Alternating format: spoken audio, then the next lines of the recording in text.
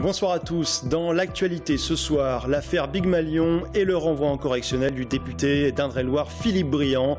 13 autres personnes, dont Nicolas Sarkozy, sont également convoquées. Philippe Briand était le trésorier de la campagne de 2012 de l'ancien président de la République. Les urgences de l'hôpital Trousseau à Tours au bord de l'implosion selon les syndicats. Pas assez de personnel pour s'occuper des patients. Ils en appellent à l'inspection du travail. Et puis en fin de journal, le portrait d'un sportif hors norme. À 82 ans, Roger Prévost va tenter de battre son propre record du monde, celui du plus grand nombre d'abdominaux réalisés en 1 heure. Accrochez-vous, plus de 6000. Le député maire d'Indre-et-Loire, maire de Saint-Cyr-sur-Loire, Philippe Briand, est donc renvoyé en correctionnel dans l'affaire Big Malion. 13 autres personnes sont convoquées, dont l'ex-candidat à la présidentielle Nicolas Sarkozy. Dans cette affaire, il est reproché à l'ancien chef de l'État d'avoir dépassé le plafond autorisé pour les comptes de sa campagne de 2012. Un dépassement de 17 millions d'euros rendu possible grâce à un système présumé de fausses factures entre la société Big Malion et l'UMP. Je vous le disais également, Philippe Briand fait partie des mises en cause. À l'époque, il était le trésorier de la campagne de Nicolas Sarkozy. Alors, quels sont les faits précis qui lui sont reprochés et comment compte-t-il se défendre? Élément de réponse avec Romain Delville. Le député maire de Saint-Cyr est poursuivi pour les chefs d'accusation d'usage de faux, abus de confiance et recel d'abus de confiance. Sollicité par TV Tours, Philippe Briand ne souhaite pas, pour l'instant, commenter son renvoi en correctionnel. Retour en arrière sur cette campagne de 2012 perdue par le président sortant. Alors que la campagne à droite patine, que les sondages ne sont pas bons, Nicolas Sarkozy aurait réclamé la tenue de meetings supplémentaires. Le hic, c'est le plafond autorisé pour une campagne présidentielle. 22,5 millions d'euros à l'époque. Le candidat est alors prévenu par des experts comptables du risque de crever le plafond financier.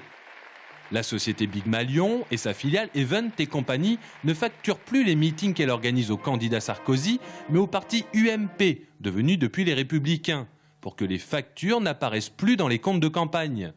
Le montant de la surfacturation atteindrait donc les 17 millions d'euros. Parmi les 14 personnes renvoyées devant le tribunal correctionnel, Nicolas Sarkozy est en première ligne.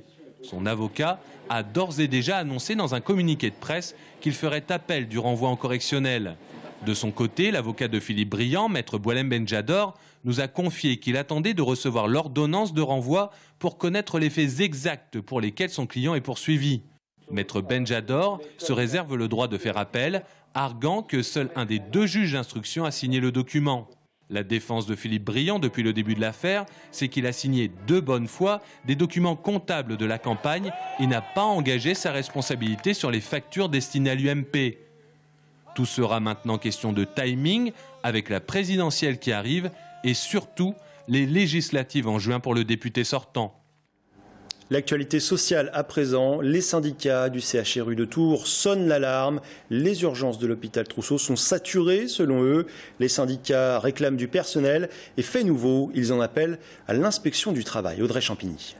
Pour les syndicats du CHU de Tours, la coupe est pleine.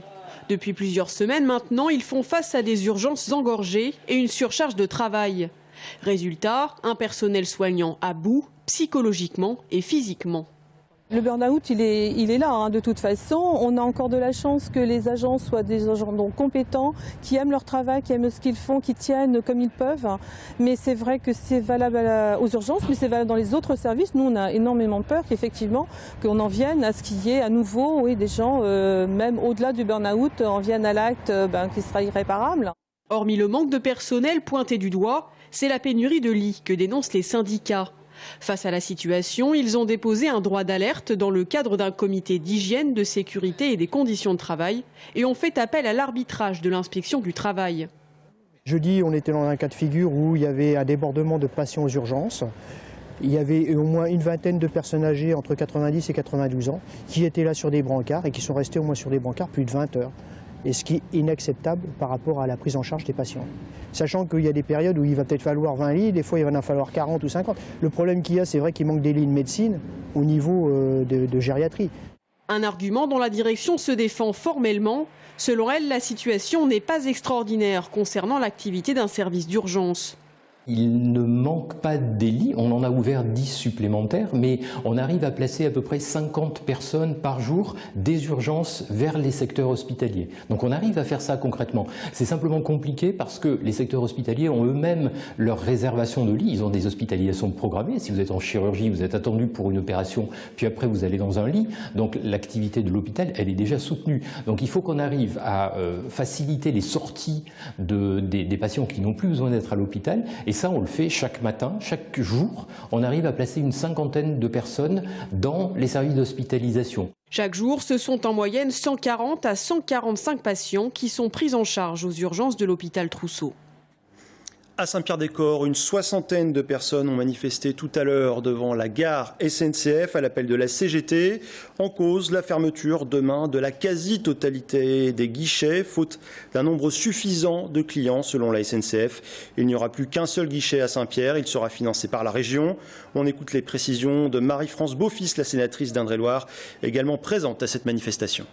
La SNCF dit maintenant les gens ont Internet, on a beaucoup d'utilisateurs d'Internet pour réserver les billets. Oui, mais c'est le défenseur des droits qui le rappelle. 20% des habitants en France ne sont pas raccordés à Internet et à peu près les mêmes chiffres de gens qui sont raccordés mais qui ne savent pas bien l'utiliser. Ça fait quand même une masse importante de gens qui ne pourront pas utiliser le net pour pouvoir obtenir le billet dont ils ont besoin pour se déplacer. Plomb, matière organique et chlore, nous vous en parlions récemment. Selon une étude de l'UFC Que Choisir, 6% de la population d'Indre-et-Loire boirait une eau polluée. Un chiffre qui fait bondir les maires des communes pointées du doigt. L'un d'eux a même dû fournir en bouteille d'eau des habitants inquiets. Alors l'eau du robinet est-elle bonne à la consommation? Sephora Namani a tenté d'y voir un peu plus clair.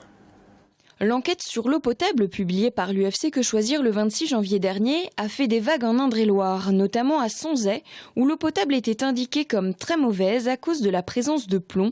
Des conclusions datant d'une analyse du 19 août 2014.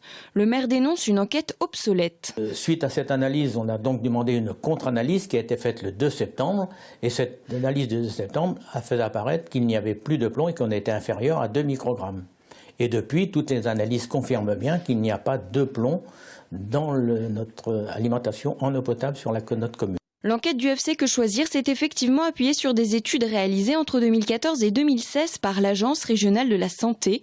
Du côté de Tours-Nord, l'enquête met en évidence la présence de chlorite, produit apparaissant à cause du bioxyde de chlore utilisé pour la désinfection de l'eau. Les contrôles de l'eau potable en France sont très stricts et ils portent sur 50 paramètres qui sont divisés en 2 catégories, les limites de qualité et les références de qualité, dont font partie les chlorites. Les limites peuvent présenter un danger pour la santé et pas la référence de qualité. C'est simplement des valeurs guides qui sont indiquées pour traiter l'eau.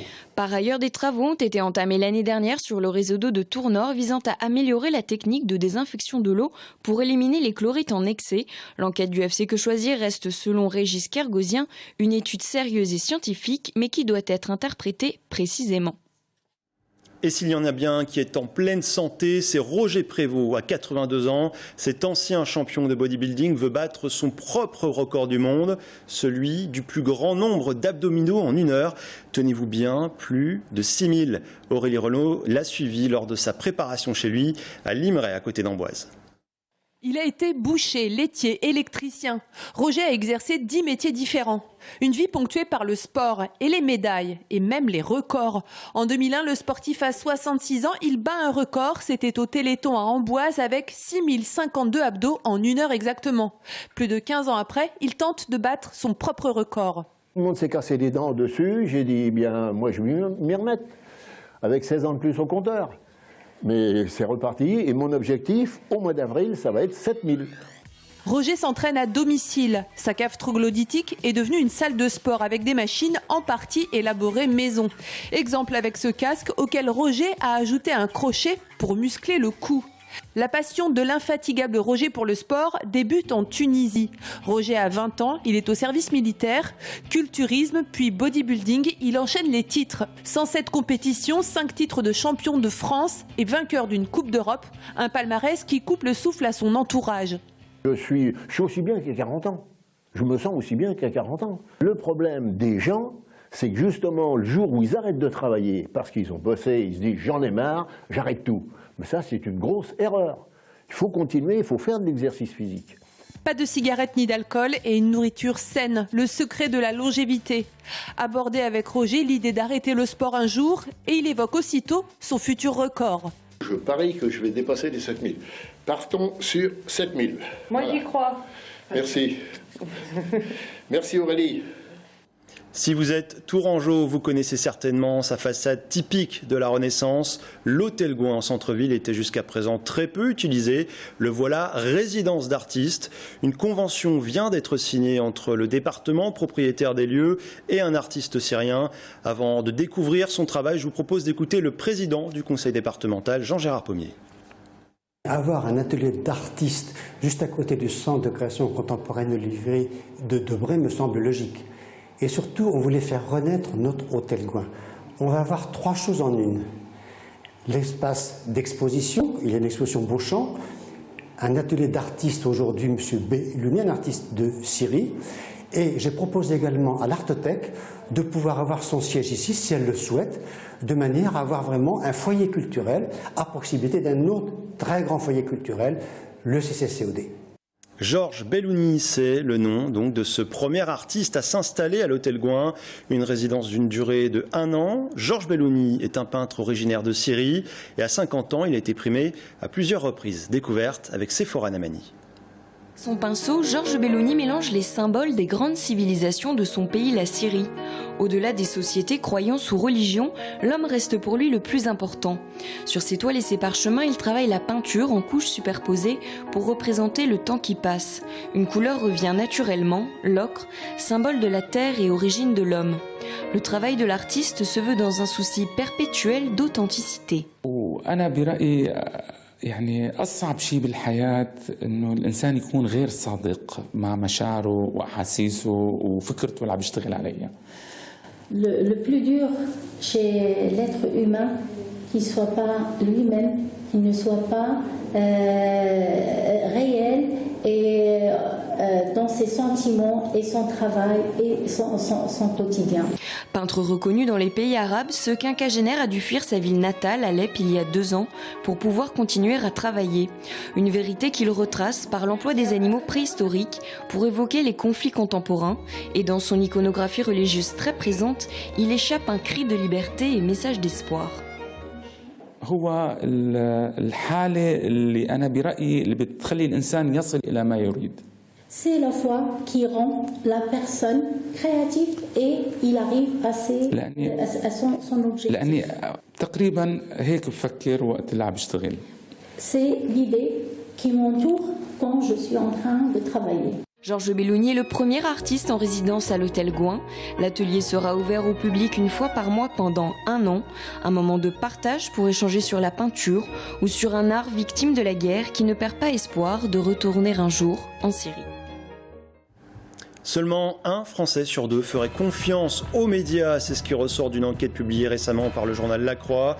Comment l'expliquer et comment tenter de renouer justement cette confiance? Laurent Bigot, enseignant à l'école publique de journalisme de Tours, viendra nous parler de fact-checking, un genre journalistique à part entière adopté par de plus en plus de médias pour asseoir leur crédibilité. A tout de suite.